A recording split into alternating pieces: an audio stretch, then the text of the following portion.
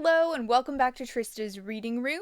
Today we are looking at Zephyr Stone and the Moon Mist Ghost by Kathryn Louise Wood. This was published April 20th, 2021. 12-year-old Zephyr's world is turned upside down after an encounter with a 300-year-old Native American ghost during what was supposed to be a boring weekend at her grandma's house on the edge of the Great Dismal Swamp. Now, not only is Zephyr charged with bringing peace to a restless spirit who has been searching hundreds of years for her long-lost child, but Zephyr's dog, Sam, has also mysteriously switched spirits with the ghost's phantom cat. Can Zephyr become the ghost charmer her grandma says she is and solve the mystery by the deadline of November's full moon? Or will she doom the ghost in the mist, as well as her beloved Sam, to an eternity of searching the swamp? This is for ages 9 to 12, and there aren't really any content warnings other than the fact that there are threats of violence from bounty hunters with rifles aimed at a group of runaway enslaved people in the Great Dismal Swamp in the 1800s. Zephyr witnesses this playing out as a residual haunting, but the vision ends before she can see the outcome. There's also ghosts, obviously, and the switching of spirits as well, if you are not into that sort of thing. The paperback and ebook can be found on Amazon, or you can order through independent bookstores. Kathryn Louise Wood was born in Washington, North Carolina, and has deep ancestral roots in her home state, stretching back to the 17th century. She received her bachelor's in education from Old Dominion University in Norfolk, Virginia, and as a lifelong learner and wearer of multiple hats, she worked as a teacher, social worker, television reenactment actress, nationally certified massage therapist, writer, and award-winning photographic artist. Kate and her husband live in the lovely historical town of Edenton, North Carolina, and share their quirky little 1890s cottage with their dogs and the memories of loved ones with whom they have shared their lives. Writing has been a natural part of Kate's life since she was a child. It was always her favorite subject in school, from her first science fiction story in 3rd grade to creative writing courses in college. But it wasn't until her children were grown that she decided to share her love of writing with the world at large. Kate's first middle grade novel, Zephyr Stone and the Moon Mist Ghost, was published by Blue Ink Press on April 20th, 2021. It is the first in her Zephyr Stone series, while the second book released October 25th, 2022.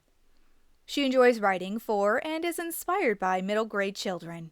She loves that they are independent readers but still maintain open, adventurous spirits. Kate is also an avid reader and always has a stack of books on her bedside table and in her e-reader, ready to dip into. She finds reading just before sleep is a perfect bridge between the reality of the waking world and the wonder world of dreams. And her favorite town hangout? The public library, of course. When she isn't writing or reading, she loves to bake. Check out her recipe page on Facebook, Kate's Giving Plate. Kate says that this is the inspiration for her book. I have always had a soul-deep feeling that there is more to life than meets the eye, and my supernatural mystery books reflect that.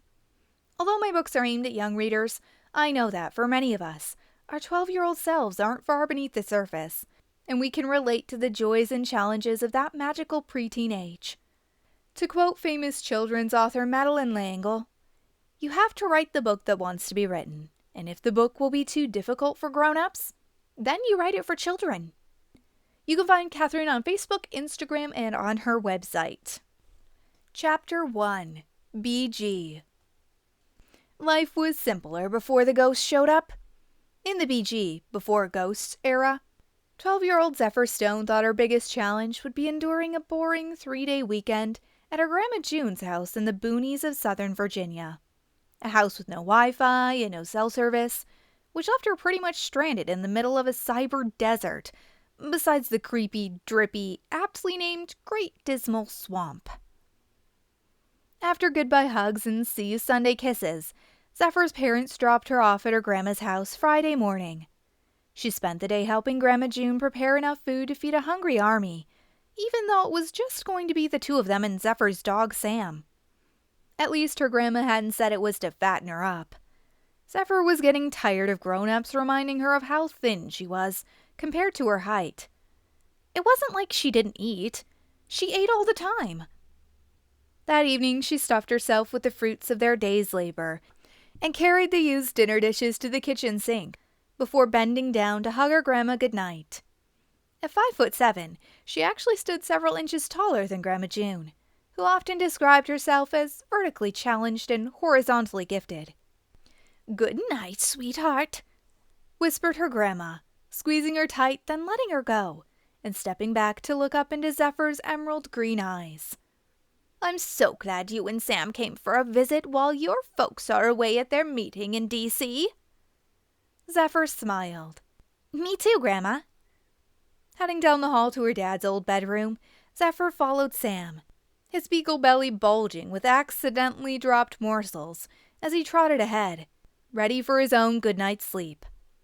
Closing the door behind her, Zephyr upended her travel bag onto the bed. She took a quick stock of everything she'd packed and began to organize, stuffing her clothes in a drawer and placing her Nintendo Switch and stack of games on the desk.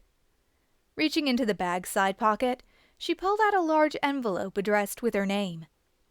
Seeing her best friend Lori's messy scrawl on the envelope, Zephyr shook her head, her mouth curling into a sideways grin. Since Lori's bicycle chain had broken a couple of weeks ago, she'd asked Zephyr if she could borrow her bike for the Friday to Monday fall break weekend while Zephyr was in Swamp Prison. Zephyr had found the envelope just after sunrise earlier that morning, when she leaned her bike against the canoe rack behind Lori's house. Now, as she pulled out the 2 items Lori had left in the envelope, Zephyr experienced the same reaction she had when she first discovered them.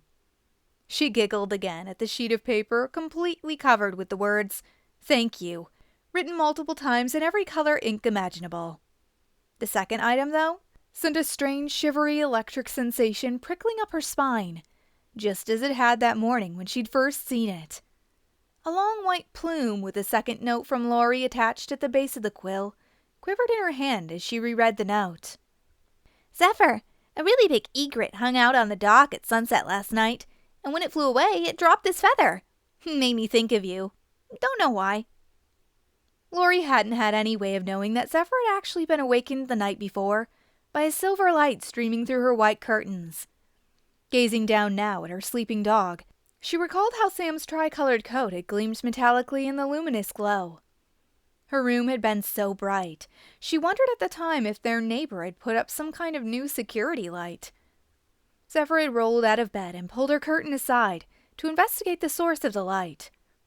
Rather than finding an irritatingly bright security light mounted on her neighbor's house, she had instead seen a fat moon gleaming in the sky directly above the canal behind her North Carolina Outer Banks home.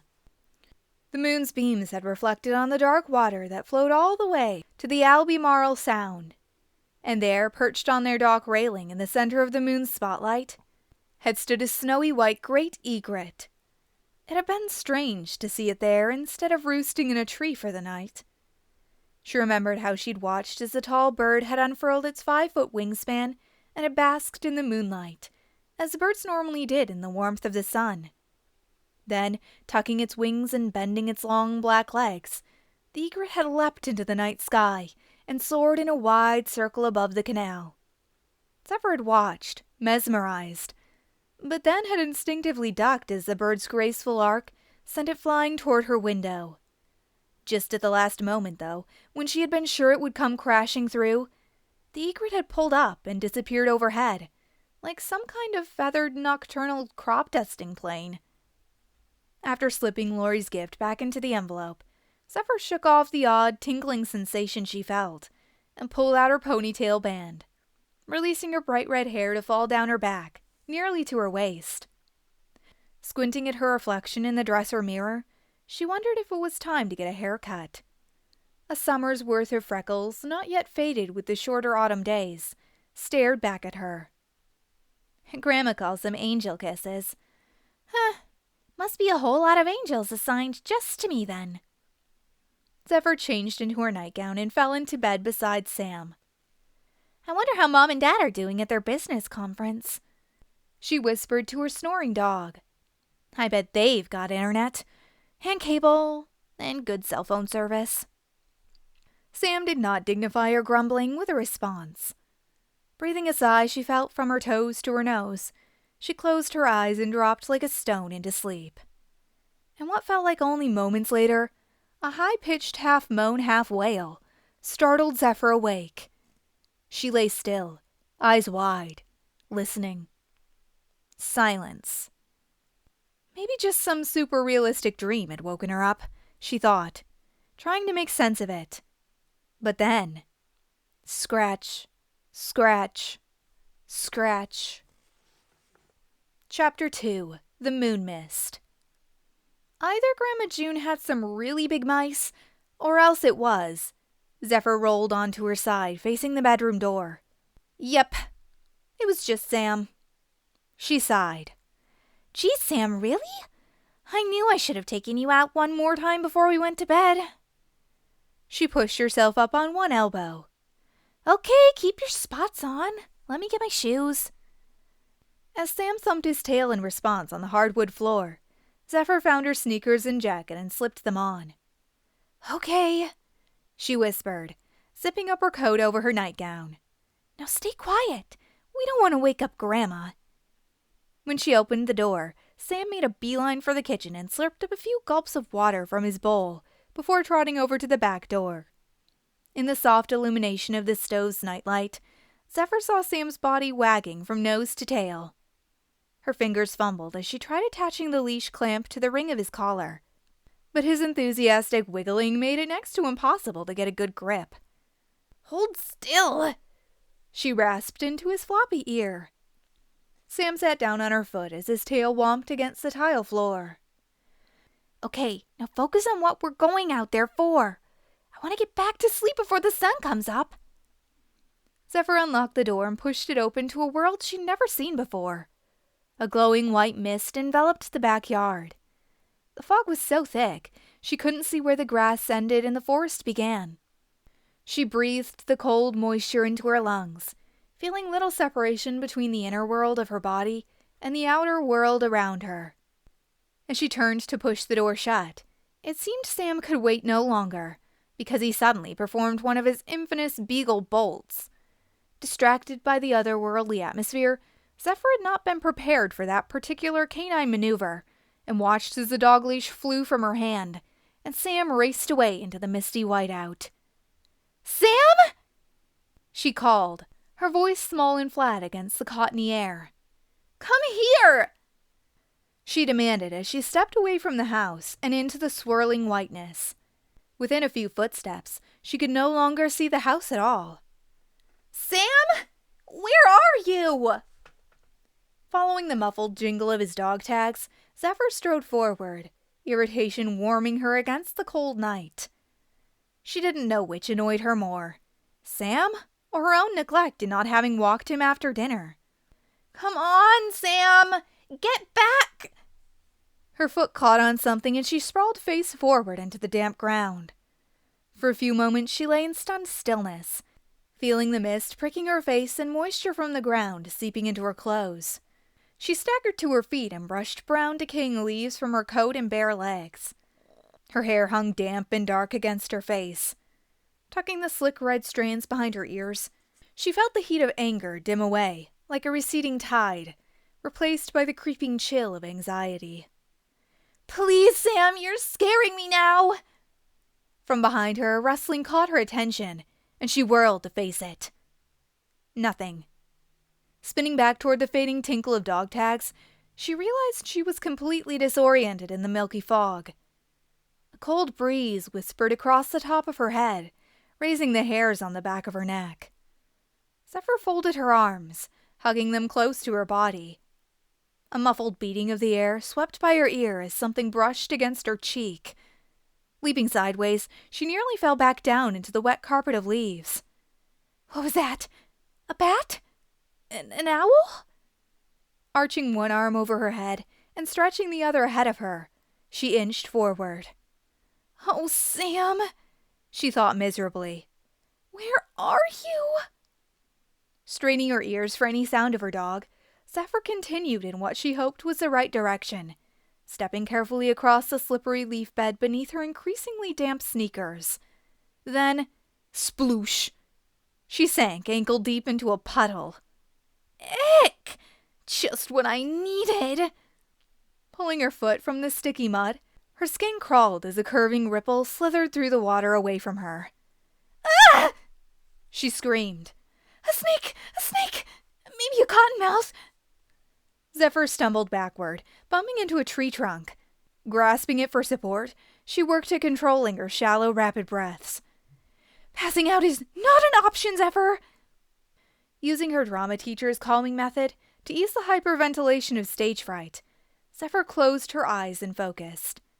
With each inhalation, she pulled air in through her nose, filling her lungs and expanding her abdomen, then slowly exhaled through her slightly parted lips. After several shuddering breaths, she began to feel her respiration and heartbeat return to something a little closer to normal. Stepping away from the tree, she kept her eyes on the ground, hoping to avoid the nightmare contact of murky swamp water. Sam! Come on, boy!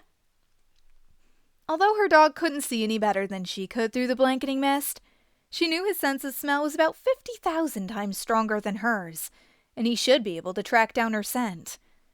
Unless this wet air interferes with that particular canine superpower. Zephyr clapped her hands. She thought the vibration of clapping might carry better than her voice, which was getting progressively weaker and softer as her anxiety rose, effectively clamping down her vocal cords. Clap, clap, clap. Clap, clap, clap. She stopped suddenly and listened. Somewhere, maybe to her right, she thought she heard a knocking, like someone hitting a stick against a hollow log. Clack, clack, clack. Clack, clack, clack. Then silence. With a deep intake of breath, she realized the sound was a perfect imitation of her clapping. Is somebody there? I can't find my dog. She clapped again. Clap, clap, clap. Within a heartbeat, she heard the responding clack, clack, clack. But this time, the following silence was punctuated by a childlike giggle.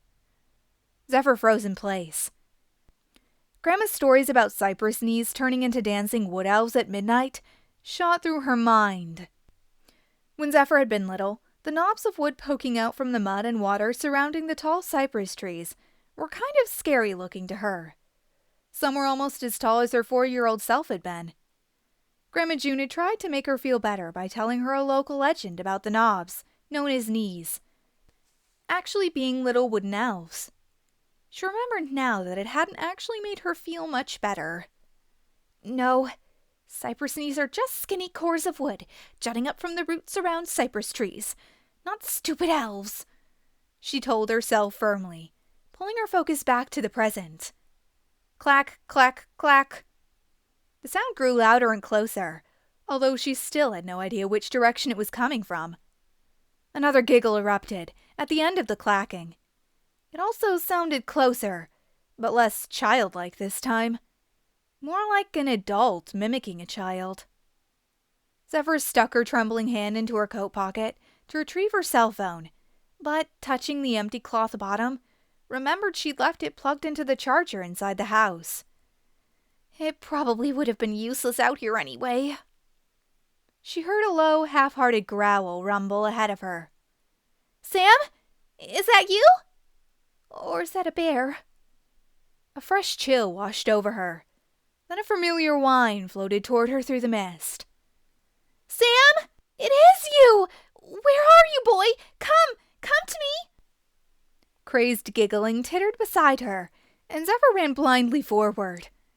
Got to be some kind of weird frogs. Weird, giant, great dismal swamp frogs. Pushing away the bizarre image of wood elves or gigantic frogs, she stumbled toward the whimpering she prayed was coming from Sam. Clack, clack, clack. Clack, clack, clack. The beating stick was joined by several others, all striking in different rhythms. Clack, clack, clackety, clack, clack, clackety. More snickering voices joined the first one. Zephyr felt as if she were trapped in some kind of horrible, swampy carnival funhouse. She pressed her palms over her ears and the outward sounds faded a little, but the pounding pulse of her heartbeat continued to hammer inside her head. Tears squeezed from Zephyr's tightly clamped eyes as she crouched down close to the boggy earth. Then, all went quiet. Not a clack, not a giggle, not a growl, jingle, or whimper. Only the whooshing rhythm of her own blood pumping through her veins. Zephyr slid her shaking hands away from her ears and stood back up. A baying yowl bugled a few yards away. If she hadn't known better, she would have been certain some horrific swamp creature was attacking Sam. But she was flooded with relief, knowing that blood-curdling half-yodel, half-bark was his normal response to something exciting, not terrifying. "Sam!" Zephyr saw a slight disturbance in the mist ahead of her. "Sam! I'm here, boy!" Sam continued his maniacal wailing, making it easy for Zephyr to locate him. Just as his howl dropped back to a whimper, Zephyr saw him and rushed to embrace his quivering body. "Oh, Sam! Thank God I found you!" She hugged him close, kissing the top of his head. "Don't you ever do that again!" she cried as tears streamed down her face, sliding onto his damp hair. "Sam?" she said, realizing he was still whimpering and not greeting her with his usual enthusiasm. "What is it, boy?" she asked, and followed his unwavering gaze into the distance. A tiny, luminous point of soft green light glowed through the white mist. "What is that?" The light grew larger. Its rays, diffused in the mist, formed an outer halo around its center. Zephyr took a step backward, gripping Sam's leash in both hands. He sat unmoving, solid as a rock, staring at the light. Maybe it was somebody with a flashlight. Maybe Grandma June had seen they weren't in their room and sent someone out to find them. Maybe it was her grandma. "Grandma? Is that you?" Silence hung as thick as the mist around them. "Grandma, we're over here!" The light grew closer, but no one called back. Zephyr tried to pull Sam away, but the beagle wouldn't budge. "Hello? Who's there?" Zephyr's hand shook as she reached down, grasping him by the collar and tugging. "Come on, Sam. This doesn't feel right. We need to move." His response instead was to lie down on his stomach, head up, ears pricked forward, eyes staring at the ever-enlarging light. Then Zephyr heard a quiet sound break the stillness. And that's it for Zephyr Stone in the Moon Mist Ghost today. If you want to hear more of this on Trista's Reading Room, let me know in the comments, and have a great day!